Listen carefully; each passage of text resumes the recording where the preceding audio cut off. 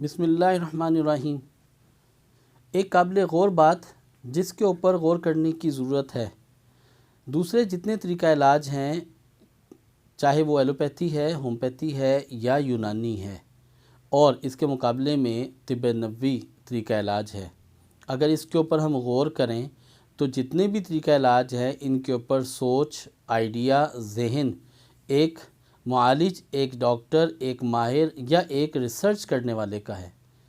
اور یہ اس کا ایک آئیڈیا اور ایک اس کا ذہن ہے جو کہ غلط بھی ثابت ہو سکتا ہے۔ مثلا اگر کسی نے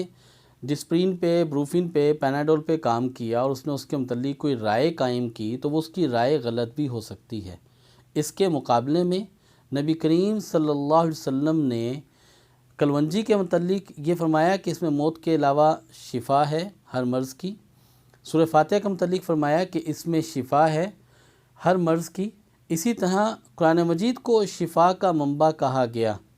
تو قابل غور بات یہ ہے کہ نبی کریم علیہ السلام کی کہی ہوئی بات جو کہ حقیقت ہے، تھیوری ہے، قانون ہے، اور کسی معالج، سائنٹسٹ کی کہی ہوئی بات یہ ایک مفروضہ ہے، آئیڈیا ہے، تو ہمیں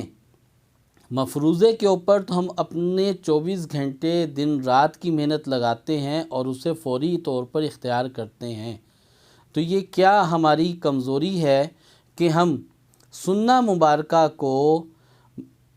سنت کے درجے سے نکال کر اس کو ٹوٹکے کا نام دے دیتے ہیں،